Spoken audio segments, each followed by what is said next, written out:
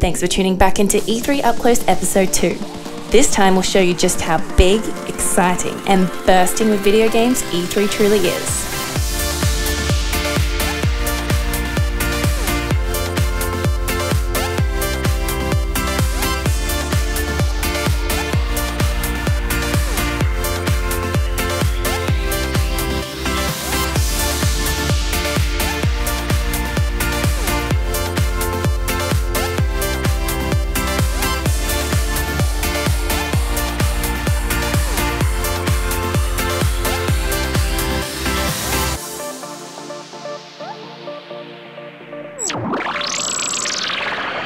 Square Enix finally unveiled more news on Kingdom Hearts 3, the crowd went nuts for Final Fantasy VII, and we saw a little bit more on the glorious Deus Ex: Mankind Divided.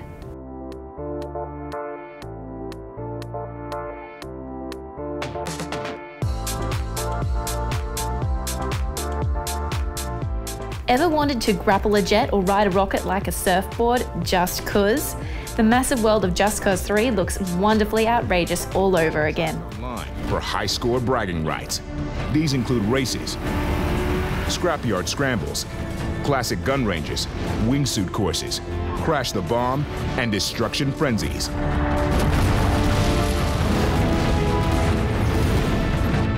Complete them to unlock new mods that upgrade Rico's explosive capabilities and vehicles.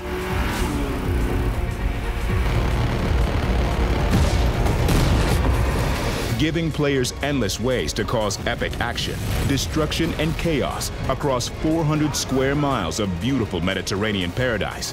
Just Cause 3 revolutionizes the open-world genre, one massive explosion at a time.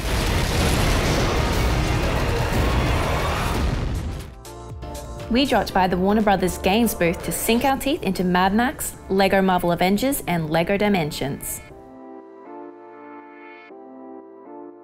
Mad Max is just plain badass, with Batman Arkham series inspired combat which feels solid and explosive vehicular action.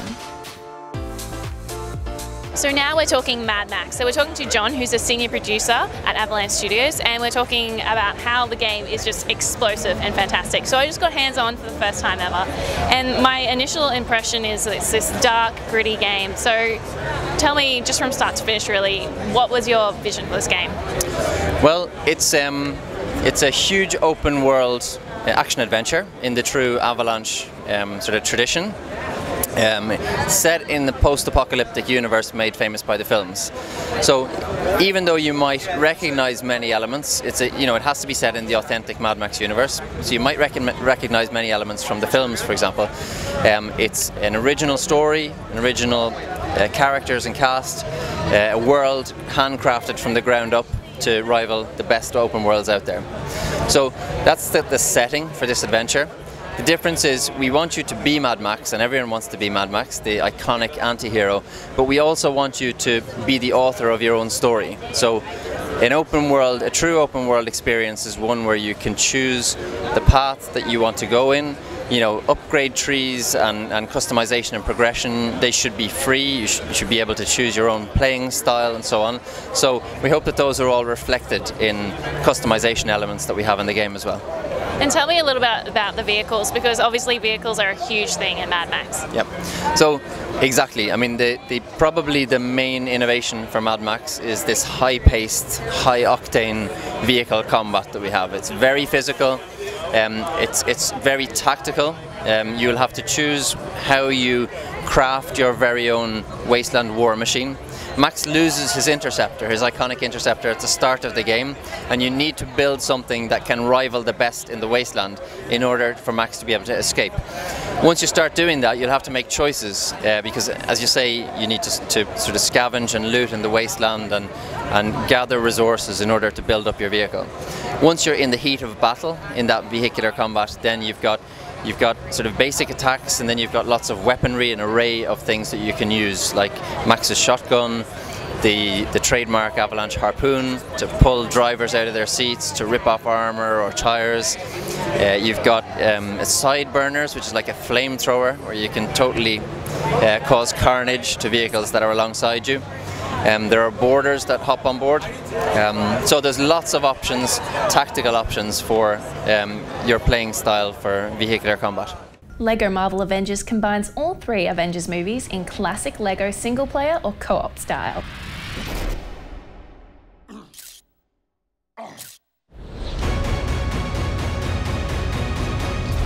So now we're talking LEGO Marvel Avengers, and we're talking to Phil, who's the executive producer from TT Games, who's looking after this title. So tell me first, how is this different to LEGO Marvel? So we wanted to do something that was fresh, something that people wouldn't have expected before. So this game actually follows the whole story from the Avengers Assemble right the way through to Age of Ultron, and then we've actually got some content outside of that as well. It's kind of even more. We really wanted to do something that was going to be fresh and exciting for people who are a fan of the first game as well. So something that was going to be different, something they weren't going to expect, and us kind of really digging into the Avengers family allows us to do that. So you have over 100 characters. Are there any sort of niche heroes you can tell us about? Yeah, so we've actually got over 100 original characters for this game. I mean, we've got some fantastic ones in there. The returning favourites, of course, Iron Man, Hulk, Thor, but we've got Quicksilver, we've got Scarlet Witch, Ultron's going to be there, of course, because he's from the film. And then, yeah, some really kind of real fan favourites. We've kind of really, the team do a brilliant job of kind of looking through all the fiction to get something that people wouldn't expect. So I can't get into too many details, but literally, if you're a really, really hardcore comic fan, we really want something that people are going to be surprised about that we've got. So some excellent kind of reveals to come. LEGO Dimensions will attract all kinds of LEGO and pop culture fans. I loved the insane pop culture mash. We played the Portal level, which featured Gladys and Homer Simpson. So can you explain to me, just from the start, how is it different from a regular LEGO game? So this LEGO game has been kind of in development or fermenting in the back of the mind for like 8 years. So that's when John first came up with the concept, and since then we've been waiting for the technology to catch up with the ideas.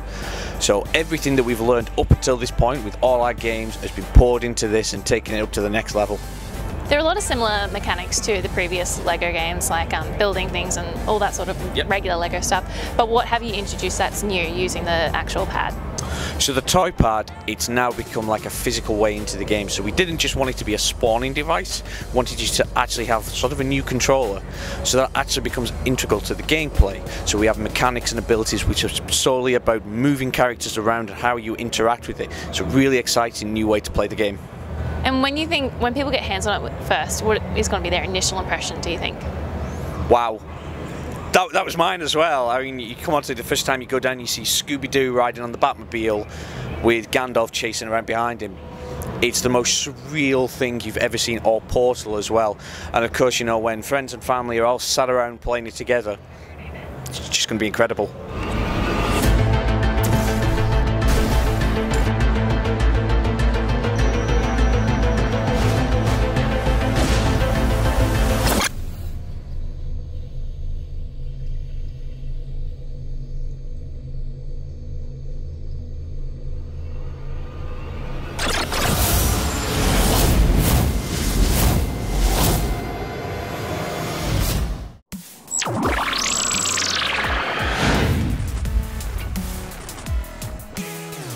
We didn't get hands-on with any of the announced titles, but Bethesda's booth had plenty of cool props on show that Dishonored, Fallout and Doom fans would absolutely adore. Fallout was many people's gamer show, so we had to grab an exclusive interview with the presenter of Bethesda's first ever showcase, Pete Hines. I know you've probably been asked this a lot at this conference, but how was it keeping a secret that big from millions of people for so long? It is not an easy thing to keep secret. Obviously Bethesda Game Studios has a huge following. Skyrim was a big success. Everybody was really excited for what they were going to work on next. Lots of people wanted that to be Fallout 4. We also have a fair number of people who were like, well, you need to make Elder Scrolls 6. So it's not easy to sort of keep people waiting and guessing and hoping, but we knew once we got to the point where we were talking about it that it would be worthwhile, and that, you know, our idea was to wait and have the time between when you know it exists and when it's coming out be really short. So even if it felt like a really long wait to hear about it, it was a really short wait until you can you can play it. So you know, I'm glad we were able to do that. The time between, you know, this showcase and release is 5 months, so it's not too far away. That's really exciting, and sometimes I find that a story is sacrificed to have a really big map or a big open world, but it seems like you guys are trying to nail the two of them, have an open world and a great storyline as well. So first of all, can you just let me know how big the map really is, and I guess how big the story is too? We're not really talking about how it is relative to Skyrim or Fallout 3 or anything else. Todd said, you know, it is definitely the biggest, most ambitious game world that we've ever done. It's got a super dense area in and around downtown Boston, but it's pretty expansive out beyond Boston. And the important thing for us as it relates to story is, like, well, we want to have a really great, like, main quest, and we want to have lots of fun, cool side quests. But part of the fun of a Bethesda Game Studios game and a game like Fallout 4 is that the story that's most important is actually your story. Like, what do you want to spend your time doing? What are the things that you want to do? Who do you want to be? Because if you don't want to do anything with the main quest, like, you shouldn't have to. If you want to spend all your time, like, building your outpost and, like, building it up and attracting people to it and just playing the game like that, you totally can. If you want to ignore all of that and just stick to the main quest and kind of play it straight through start to finish, then you can. And it's the ability to make that experience your own and have it be different from everybody else's is part of what's really great about Fallout 4. When Todd spoke about second screen experiences at the conference, he made it sound like he's not a fan of them personally, but what is going to be different about what you guys are doing that's going to make it successful? It's true. I mean, he said point blank, he's not a big fan of second screens. He finds them to be a gimmick. What's different about Fallout 4 is it's taking something that you use a lot in the game and making it available to you on a second screen all the time in a way that's super useful. So if you want to see sort of what your health is, or to take a stim pack, or to take a look at you and switch out your weapon or what you're wearing for armor, you can do all of that on your second screen. So you don't actually have to pause the game to pull up your in-game Pip-Boy to look at that stuff. You can just do it all on your phone or your iPad or your Android device. And, you know, even simple things like we have a very limited UI.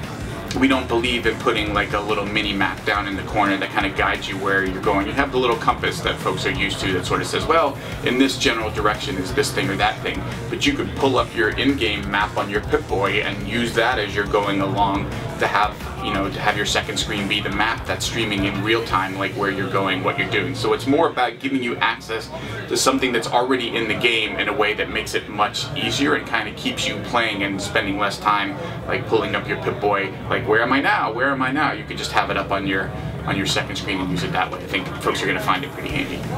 Joel Pickett from our community knows there hasn't been anything said yet about companions, so I'm not sure what you can say today, but is there anything else you can tell us today? Well, obviously Dogmeat is a companion. We showed him in the showcase. We did confirm that you can have Mr. Handy is another companion that you can have. Aren't really talking about anything else, but you know, you can expect some variety and the ability to pick and choose. Dogmeat is not a requirement. You do not have to play the game with a dog following you around if for some reason you don't love dogs and you prefer robots for companions instead. So again, it's all about you getting to decide how you want to play the game, and we try not to force any of those decisions on you. And what was the intention with giving the player a voice the first time? Part of it was more of an emotional connection to the character. It also allows us to provide a lot more context without requiring you to have a non-player character say that to you, that you get to hear your own character commenting on what's going on and giving more context or more information without all the NPCs in the world having to be like these information kiosks that have to tell you 100% of the stuff because your character never comments on or tells you anything. And to, again, play up this idea of who do you want to be and the choices, and have those presented in ways that are more than just I picked this string of text on the screen and then somebody reacted to it. You get to see your character kind of delivering and sort of communicating the choice that you've made, whether you want to come back and be threatening or whether you want to be like conciliatory and nice or sneaky or whatever the dialogue choice is that you're making, so that, you know, if you decide you're going to lie to somebody, like you actually see your character like delivering the lie, and it helps bring the world to life a little bit more. And obviously there's been a lot of chatter online about that decision, and Josh Ackhurst from our page wanted to know if there's an option to switch off the actual... We'll wait and see. Game's still in development, so what things or toggles or so forth, it remains to be seen. And a bit of a weird personal question. So if you were at your house, you open the door and there's a death boar standing right in front of you, what would you do? Close the door. Close the door. Than ever before. It seems like Doom is sort of going back to its roots. So what was the decision behind this? Because it has sort of moved off into different paths in the past. Sure. I mean, I think, you know, we talked about before, they had been working on a Doom game and just felt like it wasn't hitting the right notes and kind of scrapped that and started again. And the real desire there is exactly what you said, which is going back to what made Doom important for all of them. You know, for a lot of folks on the team, it was a game that had a huge influence on them, made them want to get into making games, made playing games a love and a passion, and they wanted to go back to how those original games, specifically Doom 1 and 2, made them feel. And you heard Marty talk about, you know, big guns and demons and being this sort of badass improvisational killing machine, never taking cover, never backing up, like always moving forward, finishing off your enemies. Like, that's who the Doom Marine is. And then building on that with sort of fast id style arena multiplayer and supporting the community of content again with what they're doing with SnapMap. You know, much like with Bethesda Game Studios titles, it is a studio that's had a ton of mod support over the years, and those folks have done and made amazing things. And so to give them something that is both very simple and super powerful, and allows folks to really quickly and easily create and play and share stuff is, I think, going to be awesome, because single player, co-op, multiplayer, like, there's just so much stuff that you can make and do, and it takes no time to make. If you make something and want to play it, you press a button and you're instantly playing it. And if you want to play something, you press a button and you're instantly playing it that somebody else made. Like, you don't have to wait to download a thing or load up this other program to do it and then wait for it to render out. Like, it's using data that everybody already has, so there's really no like uploading, downloading. You're instantaneously sharing content across all platforms. I think that's going to be a pretty amazing thing to see and watch. Dishonored 2 will introduce us to Corvo and Emily. How different will Corvo and Emily's skills be? Completely. Their skills and abilities are a completely different and unique set for each of them. So you start the game, you play as Emily, you're going to play her for the first half hour or so of the game, and then you're going to come to a point in the story where you have to pick which of these two characters you're going to play, and from that point on you play the entire game as one or the other. And if you play the game through as one, you're going to have access to completely different stuff than if you played it as the other. So, for example, Corvo has Blink. Everybody remembers that ability to kind of teleport to spaces. Emily doesn't have that, but she has a reach ability that allows her to not only traverse long distances, but also to grab enemies and bring them to her, which obviously Blink doesn't do. So it does change like how you play through and the way that you play through. But as either, you can still do whatever playthrough you want. So you want to be super violent, you can. If you want to ghost it and like nobody ever knew you were there, you can do that as well. But they do it and they go about it in very different ways. Xbox was our first official E3 press conference, and I had goosebumps watching it in person for the first time. Here are some of our top picks.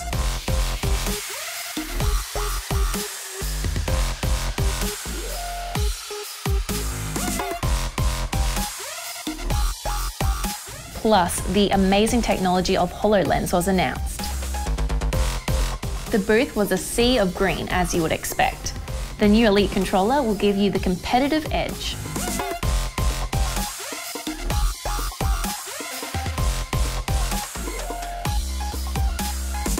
They also announced a stack of Xbox 360 titles backwards compatible on the Xbox One.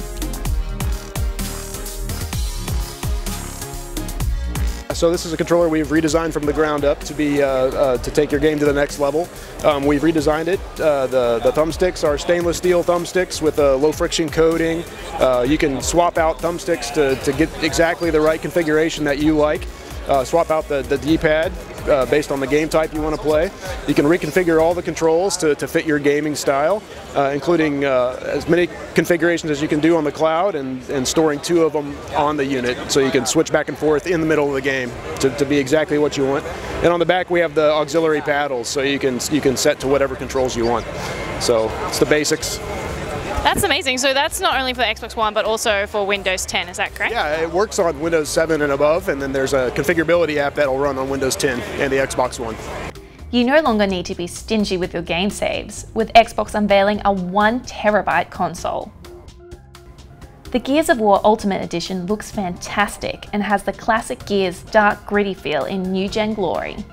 Hi guys, we're talking to Chuck, who's the creative director from the Coalition, which is amazing. So we just got hands-on with the Ultimate Team Edition, which is awesome. So what can you tell us about it? Well, it's a remastered version of the original Gears of War, built from the ground up. So everything in the game has actually been rebuilt by hand. So over 3,000 different assets in the game have redone, all the models, all the characters, all the cinematics, all the mocap. The audio's all been remastered. So it's really a brand new version of the original Gears of War. And what sort of development time goes into remastering something at 60 frames per second? Well, in this case it was a little over a year, probably about 16 months, and it's actually a partnership with Splash Damage out of the UK, so the Coalition and Splash Damage have partnered along with some outsourcing partners to be able to build all those assets and put it together in that kind of time frame. And you guys were able to give us an awesome sneak peek at E3 of what Gears 4 is looking like. What have the fans been saying online? So far the reaction has been really positive from what I read. I've been at the show most of the time, so I don't get to look at a lot of it, but the reaction's been really good. I mean, we wanted to do a tease and sort of give people a preview of what's coming without saying too much. So over the next year we'll be releasing a lot more information about what's coming with Gears 4. Rare Replay will bring together 30 games by Rare, like Banjo-Kazooie, Battletoads and Viva Pinata. Hi guys, so we're talking to Craig Duncan, who's the studio head at Rare, which is amazing. So first of all, I have a tricky question for you. Okay. You may be a little bit responsible for thousands and thousands of calls to our head office, people asking us if they can buy Battletoads. How do you respond to that? Responsible is a little harsh. I mean, internet memes and phenomenons are what they are. We're aware of it. We're aware of the backstory. I mean, what's great is, you know, we have this fella here and 2 versions of Battletoads in Rare Replay. So now people really can go and order Battletoads. And how did it feel knowing that all that stuff is out on the internet and inside you were keeping this secret that it was going to be coming out again soon? Yeah, I mean, we've done some partnerships in the past with GameStop US. So when we did Connect Sports Rivals, we did an exclusive Battletoads costume for that. And you know, for Rare Replay, you know, it's really about celebrating Rare's 30-year heritage, and Battletoads is just one of those iconic games Rare created. We were really happy when we announced it. Like, obviously now it's out there, so you know, people can go and replay Battletoads. I mean, I think it became almost more popular because of the meme and because of what it was, rather than people actually knowing from playing Battletoads. But yeah, we're pleased to have it there now. Tomb Raider continues the popular reboot. This time, Lara's up for another huge challenge. Finally feel a sense of purpose again. Like I'm doing what I was meant to do. Some kind of marker.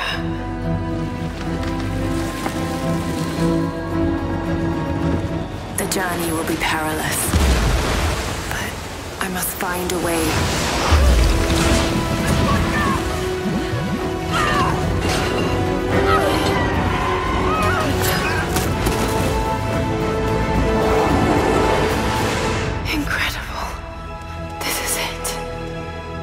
Next up, we checked out Forza. So we're speaking to Dan, who's the creative director behind Forza, which is incredible. So what we've seen of Forza 6 so far is absolutely beautiful. The graphics look seamless. So how have you guys achieved that? Well, thank you very much. Teams worked very hard to come here at E3. You know, we had Forza Motorsport 5 that launched on the Xbox One, and that allowed us to make our DX11X engine run great at 60 frames per second and 1080p. And there were 16 cars on track. But having 2 years to really optimize on the platform, plus Forza Horizon 2, which shipped on the same engine, allows us to make Forza Motorsport 6. 450 cars, 26 environments, 24 cars on track, running at 1080p, 60 frames per second. And night and rain, which our fans have been asking for a long time. So obviously Forza is an iconic franchise, so how do you guys keep things fresh with the tracks? Well, you know, for us the tracks are all about accuracy, but when there's conditions like hot weather or cold weather as well as night and rain, we just do the research. We also had a vision for an experience. We live in Seattle. In Seattle it rains quite a bit, so we knew what rain should feel like. We wanted it not to just be a loss of grip, but also having puddles you'd hydroplane through. and a difference in grip between paint and tarmac and sealant and everything else. So we did the homework. But ultimately it's what the fan feels when they're driving among 24 other cars. They see the puddle and they're worried, like, what do I do? Do I brake? Do I go through it? It's those experiences that make you remember a game. Same thing for night. We wanted it to be pitch black outside your headlights. You're nervous. What's beyond these lights? What am I doing racing so fast on a track at night? And we think we really captured that experience. So other than, I guess, the environmental changes, what was another major request from fans that you guys have added into the game? Well, we've got a huge career. It's a 70+ hour career, and that's really the story behind the numbers. When you think 450 cars, it's a lot of cars, 26 environments, 10 new environments. That's a lot of content, but it allowed us to make this career that takes you on a tour, a world tour of some of the greatest moments in motorsport, and exposes people to new experiences they've never had in racing or in games. So I'm really excited about that feature. Also, our fans love multiplayer. So we have new leagues, 24-car multiplayer on dedicated servers, and leagues puts together people of similar skill and temperament, so you have great racing all the time. So can you tell us, are there any Australian tracks in the game? Well, in Forza Motorsport 5 we had Bathurst and we had the V8 supercars, and in this version we have Bathurst again, we have updated V8 supercars, and actually Mark Scaife hosts some of the information in the game. Famous driver from the Bathurst race. He's actually hosting some of the races in the game, so you actually get to hear his voice and his take on that race. That's absolutely awesome. And what can you tell us, a Forza fan, when they get hands-on with this game, what is going to be their very first impression? Wow, I think honestly the game looks amazing, but if you're a real Forza fan, it's the 24 cars on track. It's just a packed track. And Drivatar was a really new feature on Forza Motorsport 5, and I think it took people by surprise how human they drove. But we had some fans say, well, we wish they could be a little bit more professional. So we added a toggle. You can turn on professionalism, and the Drivatars still have their human characteristics, but they don't drive quite as meanly. I think the players are going to really notice that, especially with a 24 car. Halo 5 Guardians showed off the Warzone demo, where you can play with up to a hectic 24 players. Not just another target, Every target is just another target, Buck. 0631 this morning. Master Chief was declared absent without leave. I'm a Spartan now, sir. I know who you are. Yet now you hunt another Spartan, the greatest of your clan. Every other Spartan, every soldier, when they hear about this, they're gonna hate us. You know that, right? Hi guys, we're here from Chris Lee, who's on the development team for Halo 5 from 343 Industries. Thanks so much for talking to us today. Awesome, thanks for having me. Yeah. So every time a new Halo game comes out, what's really obvious in the marketing and the trailers we see is that it has this amazing story behind it. So can you please tell us a little bit about the Master Chief and Locke story? Yeah, so for Halo 5 Guardians, we're making an epic new campaign that features 4-player squads of Spartans. It's co-op, built from the ground up for co-op, and it features the new Fire Team Osiris, which is led by Spartan Jameson Locke, and the Blue Team, which is led by Master Chief. So Warzone multiplayer is looking massive, with up to 24 players available at any given time. So how much time have you guys put behind that? Sounds like a lot of work. So we've put a ton of work into our Warzone multiplayer mode. It's the most ambitious mode we have ever made at 343 for multiplayer. It includes, 12v12 player versus player combat, but there's also enemy AI and enemy bosses that the player can fight in the matches to earn victory points and win the match. So we've been working on that mode since Halo 4 ended, basically. We've been hard at work trying to make this massive mode happen. Yeah. And what do you think will be people's initial impressions when they get hands-on with the game? So I hope people love it. I think there's so many great modes that we really wanted to make a Halo game that we felt had something for everyone. People who love the story and the rich narratives that we tell in the Halo universe. We have an epic campaign for them. We have the 4v4 arena mode that we showed in beta, which is competitive, fair starts, really drafts off the legacy of what made Halo great in multiplayer in previous games, built from the ground up for esports. And then we have our new mode Warzone, where it's anything is possible in that mode. You have player versus player, you have the enemy bosses, you have the rec stations where you can call down requisition to kind of get access to the best gameplay elements in Halo, like warthogs, mantises, and power weapons like the rocket launcher or sniper rifle. I think a lot of our customers are going to be really excited just to get Halo on next gen. So having it on Xbox One, what has that allowed you to do with the game? So this is the first Halo game that we've built from the ground up for the Xbox One, and it is utilizing all the aspects of the Xbox One, including the new Xbox Live dedicated servers that we've built all of our modes on top of. So every experience we have will run at 60 frames per second on dedicated servers, co-op, campaign, arena, and Warzone. We've also been able to really push the boundaries, making this the best looking Halo game we've ever made. And you can tell if you get a chance to check out our media briefing, you can see some of the fidelity that we've put into our characters and our performances for those characters, with like our fan favorite Spartan Buck, which is Buck from ODST that's returning. You can see the fidelity in the renders for Buck. They're way better than what we could do on the 360. Yeah. That's absolutely awesome. And just a personal question, what's your favorite Halo? What's my favorite Halo? My favorite Halo is Halo 5 Guardians, of course. I also worked on Halo 4, and I love Halo 4. It was the first title that we made as 343 Industries, and it always have a special place in my heart. Yeah. Awesome. So people are going to be getting hands-on with Halo 5 soon, I guess. What do you want to say to them, just to our fans who are eventually going to grab the game? Yeah, so, you know, like I said before, I hope you enjoy. There's definitely something in there for you. We have something for everyone with our campaign, arena experience, and Warzone. And it's the game we always dreamed of making, and I hope our fans out there love playing it. Yeah. Take them down.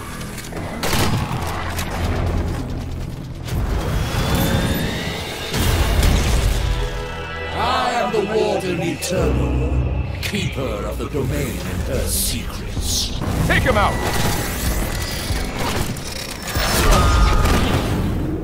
The Master Chief is called, but your passage is denied.